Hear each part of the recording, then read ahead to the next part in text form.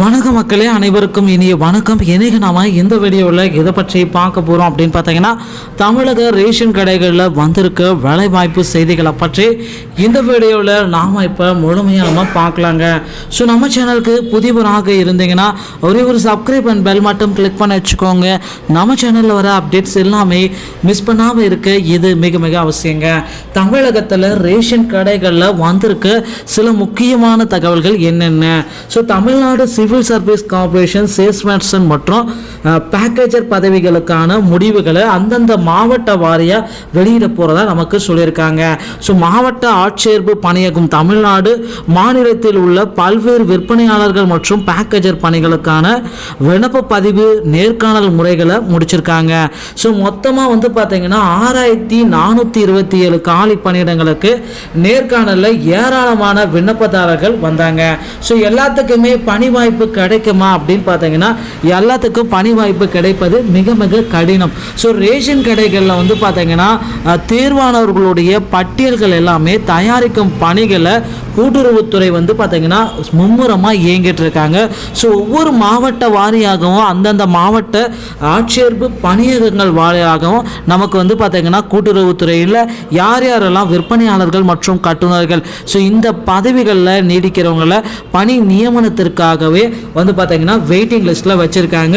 So தற்சமயம் பார்த்தீங்கன்னா select ஆன பீப்புளுடைய ரிப்போர்ட்ஸ் எல்லாமே நம்ம கூட்டுறவுத்துறைக்கு அனுப்பி வச்சிருக்கா சொல்லியிருக்காங்க. ஸோ இந்த கூட்டுறவுத்துறை மூலமாக மாவட்ட ஆட்சேர்ப்பு பணியகம் விற்பனையாளர்கள் மற்றும் பேக்கேஜர் பதிவு மற்றும் நேர்காணல் செயல்முறைகளை முடிச்சவங்களுக்கு பணி நியமனத்திற்கான ஆணைகள். ஸோ தமிழ்நாடு டிஆர்பி சேல்ஸ்மேன் மற்றும் பேக்கேஜர்களுக்கு உண்டான முடிவுகள் பார்த்தீங்கன்னா அந்தந்த மாவட்டங்களின் அதிகாரப்பூர்வ இணையதளத்தில் ஸோ மாவட்டத்துடைய அதிகாரப்பூர்வ இணையதளத்திலையும் நாம் பெற்றுக்கொள்ளலாம். ஸோ டிஆர்பியோடைய இணையதளத்திலையும் நாம் பெற்றுக்கொள்ள முடியுங்க.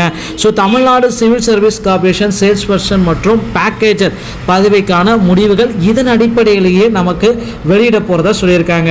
ஸோ டிஎன்டிஆர்பி ரேஷன் சார்புடைய நேர்காணல்கள் முடிக்கப்பட்டவர்களுக்கு மட்டுமே ஸோ இது செல்லுபடியாகும் அப்படின்னு சொல்லியிருக்காங்க.